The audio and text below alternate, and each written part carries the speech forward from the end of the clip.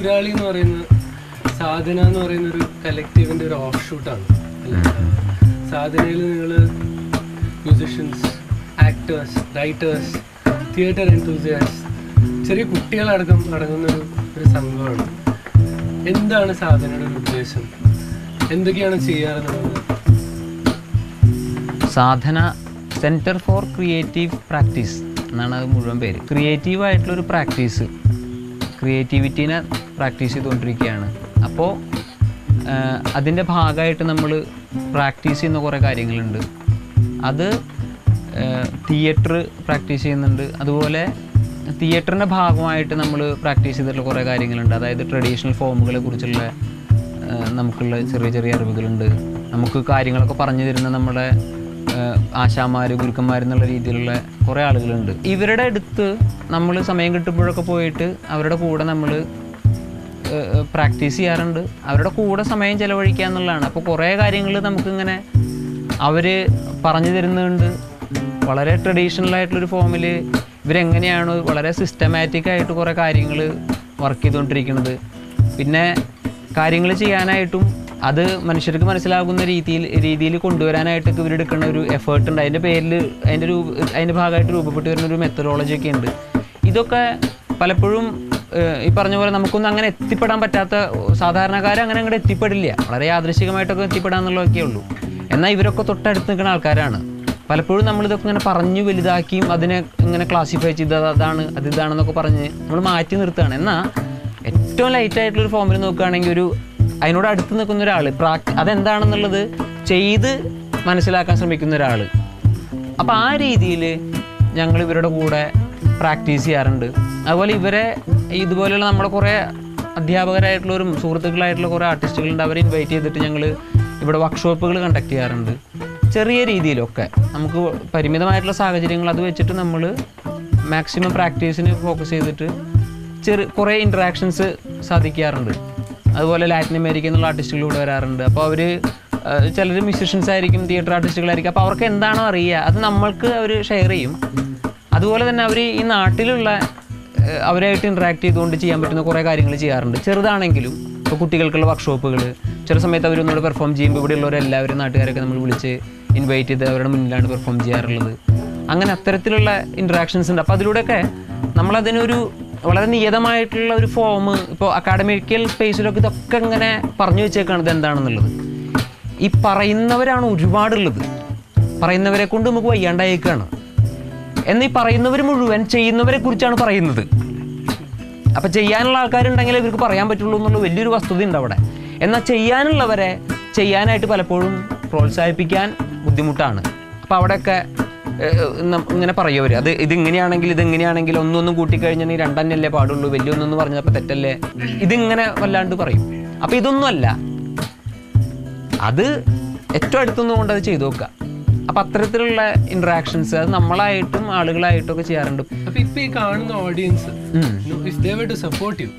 എന്തായിരിക്കും അവർ നിങ്ങൾക്ക് തരാൻ പറ്റുന്ന ഏറ്റവും വലിയ സപ്പോർട്ട്? ഞങ്ങളെ അവരുടെ സ്ഥലത്ത് പെർഫോം ചെയ്യാൻ വിളിക്കുക, അതാണ് അവർക്ക് ചെയ്യാൻ പറ്റുന്ന ഒരു നല്ല കാര്യം. അതുപോലെ ഞങ്ങൾ ചെയ്യുന്ന ആക്ടിവിറ്റീസ് എന്താണെന്ന് അറിയാനായിട്ടുള്ള താല്പര്യം അവരും നമ്മളും ഒക്കെ ഉണ്ടാക്കുക. അപ്പോഴാണ് ഞങ്ങൾ മാത്രമല്ല, ഇതുപോലെ ആർട്ട് വളരെ റിയലായിട്ട് നിന്ന് ചെയ്യുന്ന കുറേ ആളുകളുണ്ട്. അവരൊന്നും അങ്ങനെ മുഖ്യധാരയിലേക്ക് വരണില്ല എന്നേ ഉള്ളൂ. പക്ഷെ അവർ വളരെ സ്വതന്ത്രമായിട്ട് നിന്ന്, സ്വതന്ത്രമായിട്ട് നിന്ന് സ്വാതന്ത്ര്യ ബോധത്തോട് കൂടിയിട്ട് അങ്ങനെ വളച്ചുകെട്ടുകളൊന്നും ഇല്ലാണ്ട്, വിവേചനമൊന്നും ഇല്ലാണ്ട്. വിവേചനങ്ങൾ എന്ന് പറഞ്ഞാൽ ഒരുപാടുണ്ടെന്ന്, മതം, ജാതി എന്നൊക്കെ പറഞ്ഞ് തുടങ്ങിക്കഴിഞ്ഞാൽ എല്ലായിടത്തും ഉണ്ടെന്ന്, എല്ലായിടത്തും ഉണ്ട് ഈ പറയുന്ന ഒരു വേർതിരിവ്. അപ്പോൾ അതിൽ നിന്നൊക്കെ വിട്ടിട്ട് അടിസ്ഥാനപരമായിട്ട് എന്താണ് ഈ സ്വാതന്ത്ര്യം? ഈ വാക്ക് കുറേ ആയി പറയുന്ന ആൾക്കാർ, നമുക്ക് 47 സ്വാതന്ത്ര്യം കിട്ടിയെന്ന് പറഞ്ഞു തുടങ്ങിയിട്ട് പിന്നെ കുറേ സ്വാതന്ത്ര്യത്തെക്കുറിച്ച് പറയുന്നുണ്ട്. പക്ഷെ ഇപ്പോഴും നമുക്കറിയില്ല റിയലായിട്ട് എന്താണ് സ്വാതന്ത്ര്യം എന്നുള്ളത്. അതാണ് നമ്മൾ അന്വേഷിച്ചുകൊണ്ടിരിക്കുന്നത്. നമ്മൾ അതന്വേഷിക്കാനായിട്ട് മറ്റുള്ളവരെ പ്രേരിപ്പിക്കുന്നുണ്ട്. അപ്പോൾ അത് തന്നെയാണ് നമ്മളെ മുന്നോട്ട് കൊണ്ടുപോകുന്ന സമയത്ത് നമുക്ക് കിട്ടുന്നൊരു എനർജി. അത് കിട്ടുന്നുണ്ട് നന്നായിട്ട്. ആളുകൾ ഓരോരുത്തരും നമ്മളുടെ പെർഫോമൻസ് നമ്മൾ ചെയ്യുന്ന സ്ഥലങ്ങളിൽ അല്ലെങ്കിൽ നമ്മൾ എവിടെയൊക്കെയാണ് അവരായിട്ട് ഇൻട്രാക്ട് ചെയ്യുന്നത് അവിടെയൊക്കെ ആളുകൾ നല്ല തിരിച്ചറിവുള്ള ആളുകളാണ്, നല്ല മനുഷ്യരാണ്. ബേസിക്കലി ആരാണ് ഇത്രയും വേർതിരിവ് ഉണ്ടാക്കി വെച്ചിട്ടുള്ളത്?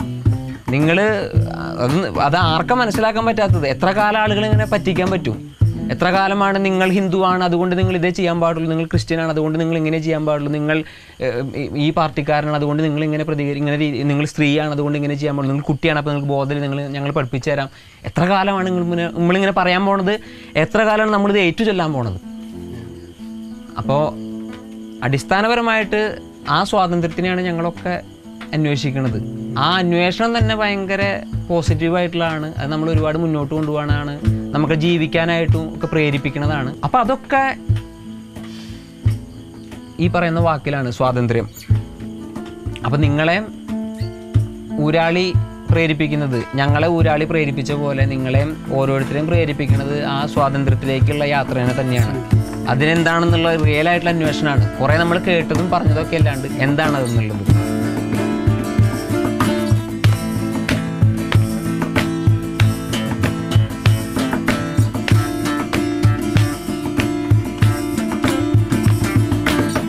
സർവരും സ്വതന്ത്രരല്ലേ മണ്ണിൽ, സർവരും സ്വതന്ത്രരല്ലേ മണ്ണിൽ, സർവരും സ്വതന്ത്രരല്ലേ മണ്ണിൽ, സർവരും സ്വതന്ത്രരല്ലേ മണ്ണിൽ, സർവരും സ്വതന്ത്രരല്ലേ മണ്ണിൽ, സർവരും സ്വതന്ത്രരല്ലേ മണ്ണിൽ, സർവരും സ്വതന്ത്രരല്ലേ മണ്ണിൽ, സർവരും സ്വതന്ത്രരല്ലേ മണ്ണിൽ. നീതി തുല്യത എല്ലാവർക്കും ഒരുപോലല്ലേ മണ്ണിൽ, നീതി തുല്യത എല്ലാവർക്കും ഒരുപോലല്ലേ മണ്ണിൽ, നീതി തുല്യത എല്ലാവർക്കും ഒരുപോലല്ലേ മണ്ണിൽ, നീതി തുല്യത എല്ലാവർക്കും ഒരുപോലല്ലേ മണ്ണിൽ.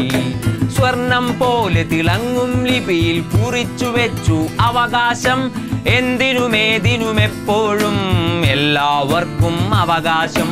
സ്വർണം പോലെ തിളങ്ങും ലിപിയിൽ കുറിച്ചു വെച്ചു അവകാശം, എന്തിനുമേതിനും എപ്പോഴും എല്ലാവർക്കും അവകാശം, എല്ലാവർക്കും അവകാശം. കല മനുഷ്യനെ ജീവിക്കാനായിട്ട് പ്രേരിപ്പിക്കുന്നതാണ്. സംഗീതം മനുഷ്യനെ ജീവിക്കാനായിട്ട് പ്രേരിപ്പിക്കുന്നതാണ്. അത് സ്വാതന്ത്ര്യബോധത്തോടു കൂടി സമാധാനത്തോടു കൂടിയിട്ടുള്ള ഒരു ജീവിതമാണ്. അത് അതിനാണ് നമ്മളെ പ്രേരിപ്പിക്കുന്നത്. അതുപോലെ തന്നെ കല നമ്മുടെ അവകാശങ്ങളെക്കുറിച്ച് നമ്മളെ ബോധവാന്മാരാക്കുന്നുണ്ട്. അതായത് സ്വാതന്ത്ര്യത്തോടു കൂടി സമാധാനത്തോടു കൂടി ജീവിക്കാനുള്ള മനുഷ്യൻ്റെയും മറ്റെല്ലാ ജീവനുള്ളവയുടെയും അവകാശം. അതാണ് ആർട്ട്, അതാണ് കല.